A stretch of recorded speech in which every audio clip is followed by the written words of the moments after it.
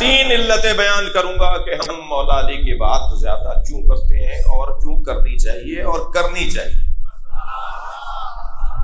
ان لوگوں کو تسلی دینے کے لیے کہ جن کے ذہن میں یہ سوال ہے اور جن کے ہاں یہ سوال نہیں ہے، ان کی تقویت دینے کے لیے۔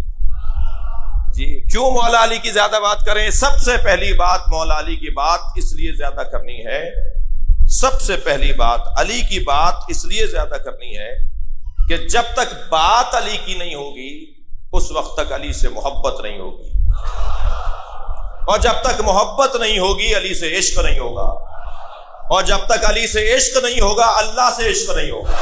قاعدہ یہی ہے، اللہ کا عشق ممکن ہی نہیں ہے جب تک علی سے عشق نہ ہو۔ حیدری صاحب دلیل دوں گا، اللہ کا عشق ممکن ہی نہیں ہے جب تک علی سے عشق نہ ہو۔ میرے سنی بھائی مجلس میں بیٹھے ہیں، انہیں دعوت فکر دے رہا ہوں، اور جو مجلس میں نہیں بیٹھے یہ ماشاءاللہ مخبرین کی تعداد کافی ہے، یہ انہیں پہنچا دیں گے، تو انہیں بھی پیغام دے رہا ہوں، یہ ممکن ہی نہیں ہے کہ جب تک علی سے عشق نہ ہو اللہ سے عشق ہو جائے۔ جو بائی پاس کرنا چاہتے ہیں وہ کہیں اور پہنچیں گے، وہ اللہ تک نہیں پہنچ پائیں گے، انہیں اسی رستہ یہی ہے اللہ تک پہنچنے کا، یہی رستہ ہے۔ میں اپنے دل سے میں لذت لے کر بات کر رہا ہوں، دنیا کے کسی حلوے میں کیا لذت ہوگی جو علی کے نام میں لذت۔ پھر جملہ تکرار کر رہا ہوں، اگر کسی کو اللہ کی معرفت حاصل کرنی ہے، اللہ کا عشق حاصل کرنا ہے، اللہ کی ذات سے قرب حاصل کرنا ہے، تو اسے علی سے عشق کرنا ہوگا۔ جی میں ان بچوں سے اور دوسرے دوستوں سے بھی عرض کر رہا ہوں، ذوبوا فی علی، علی میں گم ہو جاؤ۔ جی ذوبوا فی علی، علی میں گم ہو جاؤ، کما ہوا ذاب فی اللہ، جیسا علی اللہ میں گم ہو گیا، علی میں گم ہو جاؤ جیسے علی اللہ میں گم ہو گیا۔ ہاں بعض مانوس جملے نہیں ہوتے تو وہ ذرا حلق سے دیر سے اترتے ہیں، تو میری تو ذمہ داری ہے نا کہ میں حلق سے اتار کر آگے بڑھاؤں۔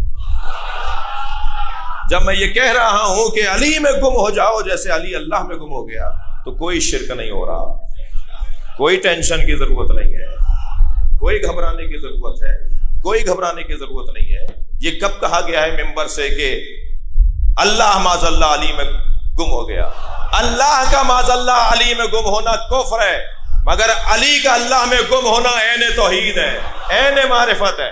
ذرا درک کریں میرے بچے اور جوان کے کیا کہا جا رہا ہے۔ اللہ کا کسی میں اترنا یہ کفر ہے۔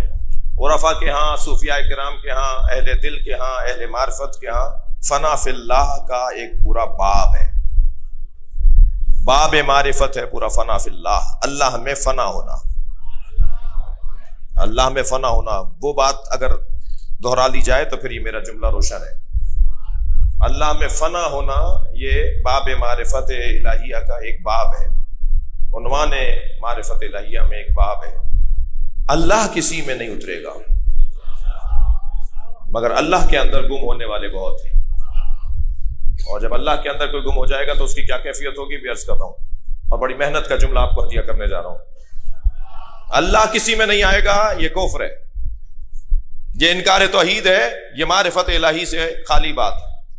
ہم ایک دکان پر گئے جگ اور گلاس خریدنے کے لیے، اس نے ایک جگ کے ساتھ 6 گلاس بھی ہمیں دیے، مگر ایک گلاس پہ ہمیں شبہ ہونے لگا کہ یہ چھوٹا ہے، ڈیزائن ایک ہی تھا مگر لگا کہ یہ چھوٹا ہے۔ تو میں نے اس سے کہا کہ یہ گلاس چھوٹا ہے، اس نے کہا نہیں یہ برابر ہے۔ تکرار بڑھنے لگی تو میں نے کہا جی تکرار کی ضرورت نہیں ہے۔ میں نے وہ چھوٹا گلاس ان 5 گلاسوں میں سے ایک گلاس کے اندر ڈال دیا، وہ گلاس اس کے اندر چلا گیا۔ میں نے کہا یہی دلیل ہے کہ یہ چھوٹا ہے اور یہ بڑا ہے۔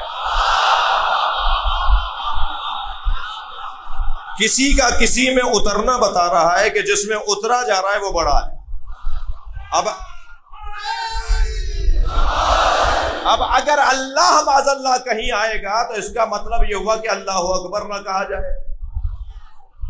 جب آپ اللہ اکبر کہہ رہے ہیں تو اس سے کوئی بڑا نہیں ہے، تو پھر یہ وہ کسی اور میں کیسے اترے گا؟ اللہ کسی اور میں ضم نہیں ہوگا، مگر جو چھوٹا ہوگا وہ بڑے میں ضم ہوگا.